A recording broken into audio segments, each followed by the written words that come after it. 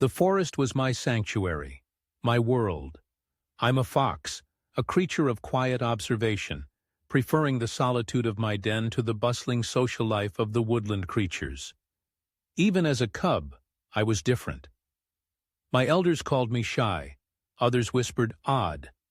I preferred the company of my own thoughts, the intricate patterns of the forest floor, to the chaotic energy of the group.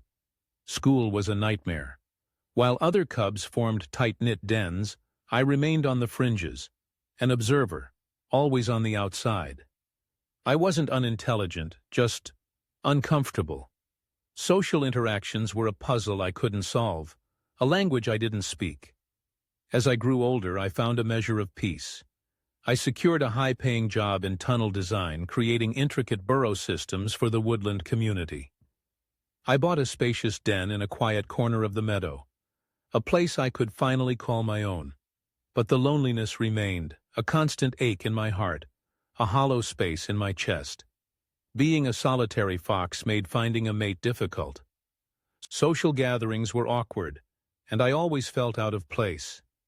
Then I met Burr. On Forest Match, a dating app for woodland creatures, his scent profile was intoxicating. A blend of sweet clover and earthy musk, a scent that spoke of strength and stability.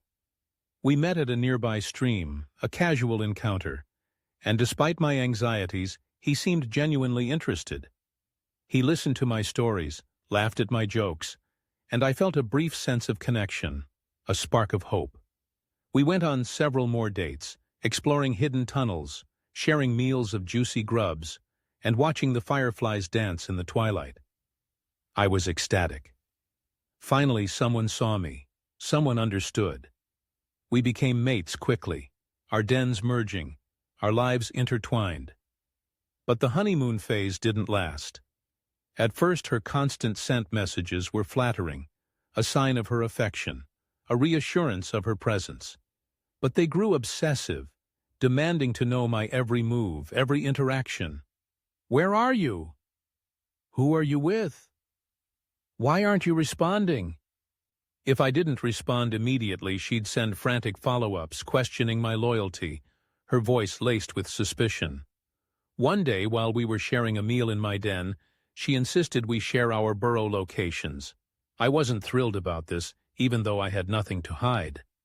It felt like an invasion of my privacy, a loss of control. But I reluctantly agreed, trying to avoid conflict. Things escalated quickly. She'd accuse me of spending too much time with my friend Basil, a kind-hearted rabbit, demanding to know why I wasn't responding to her scent messages. She'd track my location, questioning every move, every deviation from my usual routine. One evening, while I was with Basil and his friend Finch, a cheerful squirrel in Basil's underground den, she actually showed up. Basil's mother, startled by the commotion, led Willow down into the den. Willow erupted in a frenzy of accusations, her voice echoing through the tunnels, demanding I leave with her, abandoning my friends. I was mortified, humiliated. We argued outside, her voice echoing through the meadow, disturbing the peaceful night.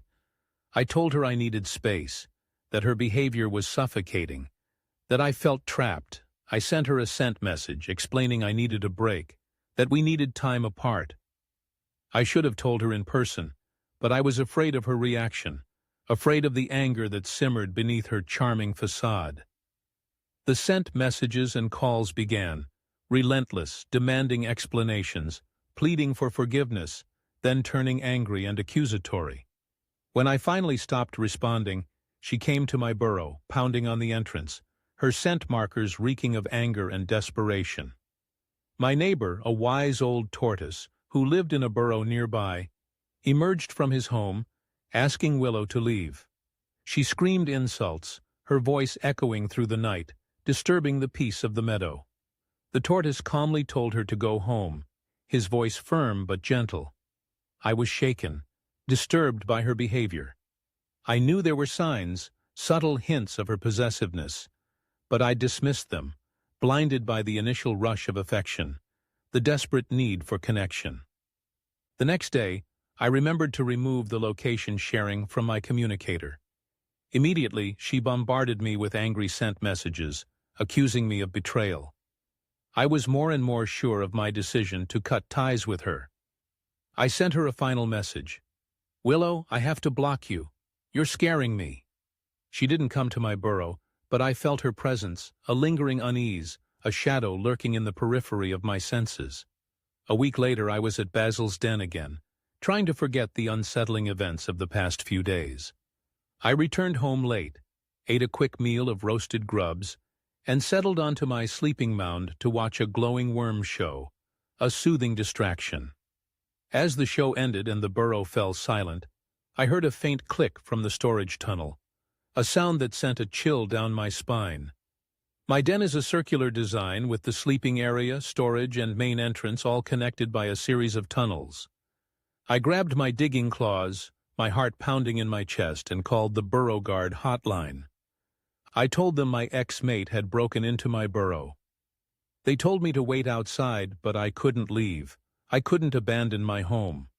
I waited, tense, listening to every creak and rustle, until the burrow guards arrived.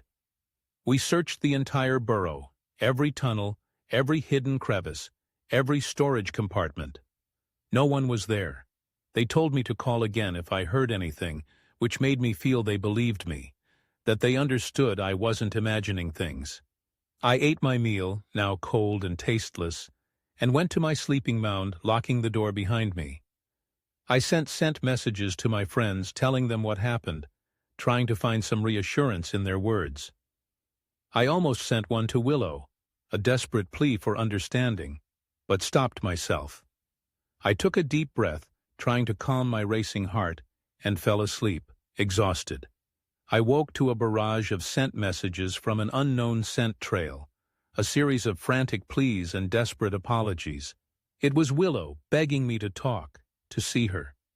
She sent a series of messages. "Are you awake? Wake up!" 8 times in total, her voice echoing in my mind. I replied, "Why are you awake? This is crazy. Leave me alone." Seconds later, I heard a scream from my storage tunnel, a chilling cry that echoed through the den. Willow's voice, yelling, "No!" The storage tunnel door burst open, splintering and cracking. I jumped out of my sleeping mound and ran, pushing the door shut behind me. She tried to force it open, scratching and clawing at the wood, her voice a mix of rage and desperation. I saw her claws piercing through the door, reaching for me. A terrifying sight. I screamed, "Willow, I love you! Stop!" I don't know why I said that, a desperate attempt to appeal to the person I thought she was. But it stopped her. Her scratching ceased, and a moment of eerie silence fell over the den. I called the burrow guards, whispering into the communicator, while holding the door shut. I told Willow I was going through a tough time, that I was confused and scared, but that I loved her and wanted to be with her. She said, "That's all I wanted to hear. Why couldn't you be honest?" She asked me to open the door. I stalled, telling her I was scared, that I needed to see her drop her claws. She agreed, and I heard them clang on the tunnel floor. I yanked the door open and tackled her, pinning her to the ground. She screamed and fought, her eyes wild and desperate, but I held her down, yelling my burrow coordinates into the communicator. The burrow guards arrived, kicking down my main entrance, the sound echoing through the tunnels, a thunderous intrusion into my quiet life. They apprehended Willow, who was hysterical, her cries echoing through the den. I was in shock, numb to the chaos around me. The legal process was long and arduous, a constant reminder of the nightmarish events. I wanted to protect my privacy, to keep my name out of the public eye. Willow was imprisoned, her actions deemed a serious threat. It brought me no joy. This was someone I cared for, someone who tried to harm me. She was unwell, and I was blind to the signs, blinded by my own insecurities, my desperate need for connection. I'll never forget this, and even sharing it anonymously helps, a way to release the lingering fear. I hope my story serves as a warning, a reminder that even in the quietest dens, danger can lurk, and that sometimes the most dangerous predators wear the mask of affection.